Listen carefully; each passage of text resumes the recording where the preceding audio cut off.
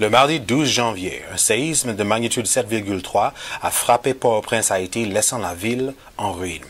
Les 350 disciples éparpillés dans la ville ont été subitement laissés sans abri, électricité, nourriture, eau et médicaments. Un groupe de 120 disciples et leurs parents sont logés dans des tentes à côté du bâtiment de l'église effondré. D'autres disciples arrivent petit à petit. Plusieurs ont été tués.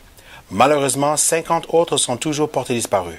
En dehors d'Haïti, de nombreux disciples suivaient les événements avec horreur et s'inquiétaient de leurs parents et amis. Dr. Mark Ottenweller et Stanley Dumornay sont arrivés le dimanche suivant dans la capitale. Malgré les pillages et le crime, ils ont distribué des vivres, de l'eau et des médicaments juste avant que les fournitures des disciples ne s'épuisent. Mark a mis en place une clinique pour les blessés. Beaucoup de disciples pleuraient ouvertement à la venue de l'aide. Ce que Mark a vu était choquant. Nous sommes arrivés à la frontière aujourd'hui. Il y avait beaucoup de chaos, de confusion et de circulation. La poussière, des corps et l'odeur de la mort étaient partout. Nous sommes arrivés à la propriété de l'église où il y a 110 personnes qui dorment sous une tente. Le bâtiment de l'église est détruit. Nous avons apporté de la nourriture. Les gens pleuraient. Ils étaient si heureux de nous voir. Beaucoup ont été sous le choc.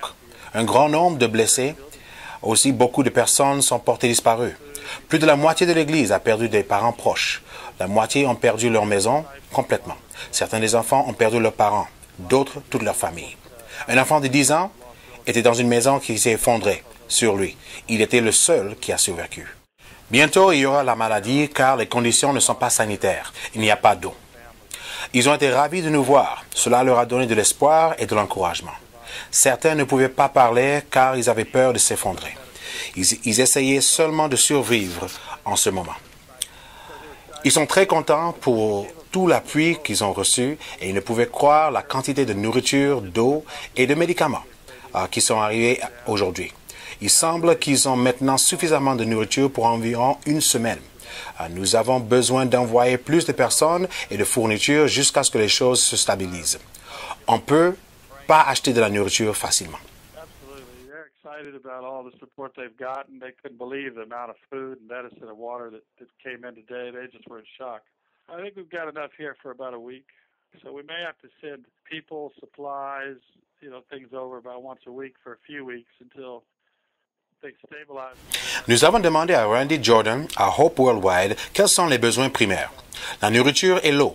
Nous avons des gens sur le terrain qui sont à court de nourriture et nous avons besoin de les nourrir et de s'assurer qu'ils sont pris en charge.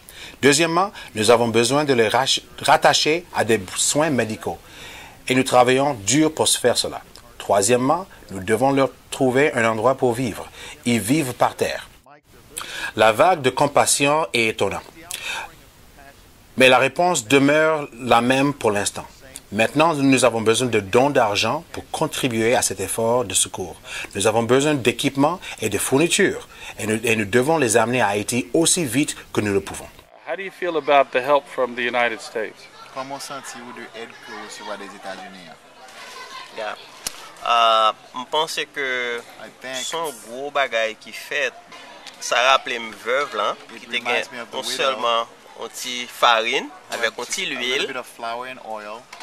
Et puis, il dit, bon, ces derniers petits manger ça, m'a fini de manger, et puis pour mourir.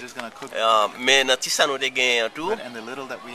Nous pas dit que c'est seulement disciples nous prend. Tous voisins nous venus.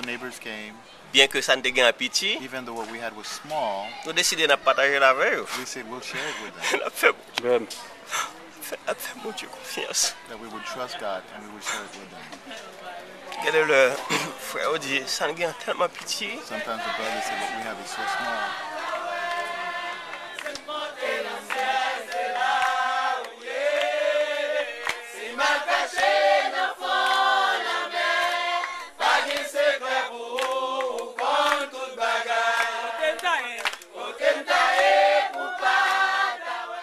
Jésus a dit, il vaut mieux donner que recevoir. Et frères et sœurs, il est temps de donner. Nous entendons des contributions venant de tous les continents. Que ce soit un temps où le monde regarde et dit, vraiment ces gens sont des disciples de Jésus. Regardez combien ils s'aiment. Que Dieu vous bénisse et prions pour les disciples en Haïti.